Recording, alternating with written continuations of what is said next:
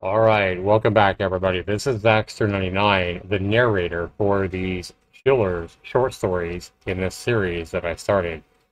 And now we're going to go ahead and start with my next Chillers story from the No Sleep section over on Reddit. Now these are stories that really remind me a lot of like watching those old school like 1950s and 1960s Twilight Zone episodes, the black and white ones on TV by Rod Serling. I used to love those, and a lot of these little stories that I'm picking out here kind of remind me a lot of some of those. I'm really enjoying reading them. I'm hoping you guys are enjoying listening to my new Chiller series. And if you guys have written a no sleep short story over on Reddit, or you know of one, please email me at chillersubmission@yahoo.com. I'll read all these emails from that email address right there. And if you've written it yourself, obviously give me permission to read it on my new Chiller series, and it just might be chosen for a future Chillers episode. So I do want to go and thank you guys for watching this. Let me know, what you think of this particular story in this episode tonight. And remember, if you know of a great story over there on No Sleep that would make a great Chillers episode, let me know at chillersubmission@yahoo.com. Without further ado, guys, let's go ahead and start this next Chillers episode. Alright, Zaxtor99 with yet another No Sleep Chiller story. This one has been written by Genuinely Grim, and they requested me to read this particular short story they wrote couple of years ago. They said they're anxious to see how this one goes when I read it. So it should be interesting. It's called Our Son Told Us He's Getting Married, but his bride is just a little bit strange. Mom, Dad, we have something we'd like to tell you, my son said, producing a bottle of champagne from his backpack. Hold on, I'll get some glasses.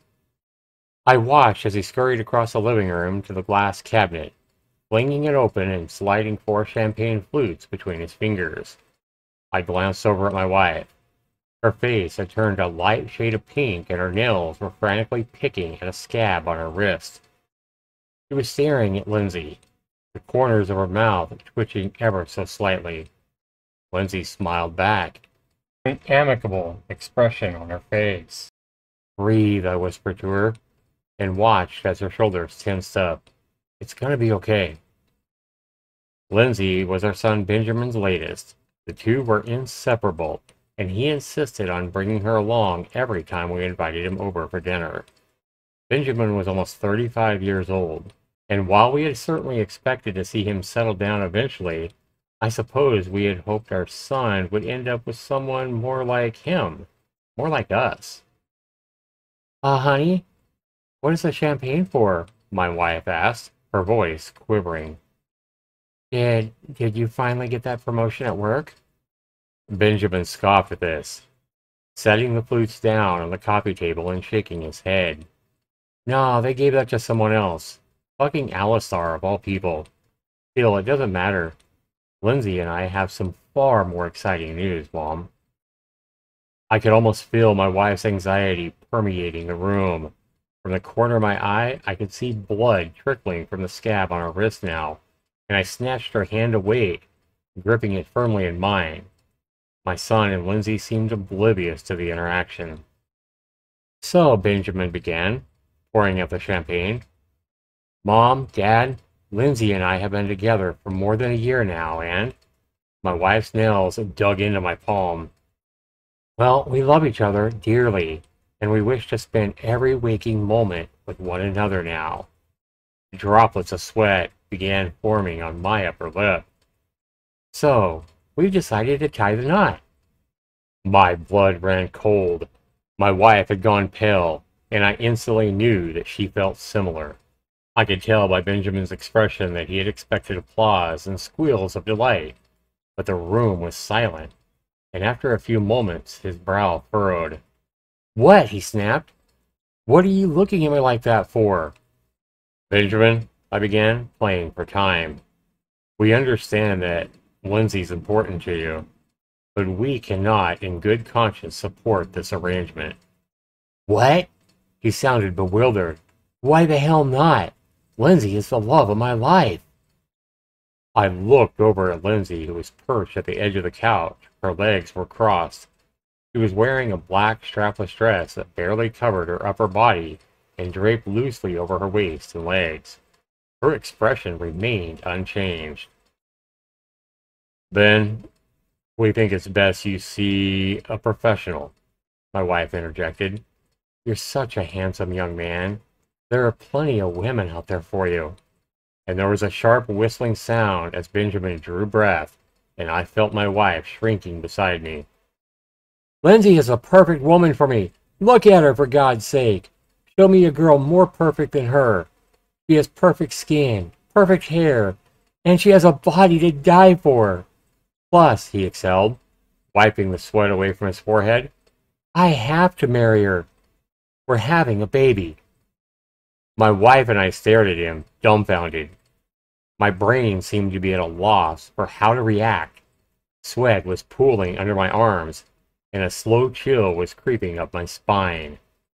I wondered if our son had finally lost it. I wondered if this was one of those times where it was acceptable to wrestle a person to the ground and just call the police.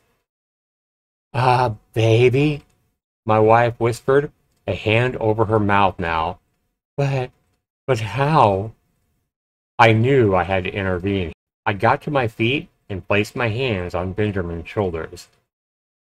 "Son, Lindsay's not a real person. She is a sex doll.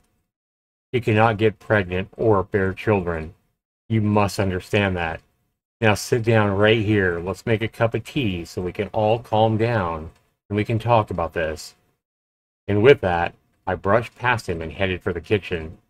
But Benjamin's next words stopped me in my tracks. "You're wrong, Dad," he said, his tone ominous. "Lindsay is pregnant." He walked around the couch and propped her up by her arms. "And if she isn't, how do you explain this?" Benjamin pulled up Lindsay's flowy dress, exposing her lower body, clad in nothing but a pair of lace panties. I recoiled at the sight, but there was something else. A deformed bump in her stomach, far too large to be her small frame. It extended towards her chest, bulging awkwardly in various places, as though it had been stuffed. My wife jumped up from the couch and shrieked, while I stood and stared at our son's exhibition, my skin prickling. "What is that?" "It's our baby," Benjamin rolled his eyes defiantly. "Are you blind or something?" "Benjamin," I said, shaking my head in disbelief, "a sex doll cannot reproduce. It cannot give you a baby, son. Please, you're scaring your mother." Benjamin looked like he was about to go on another one of his angry rants, but his mother's expression seemed to ground him. He slumped down on the couch and buried his face with his hands. "All right," he said, sorrowfully.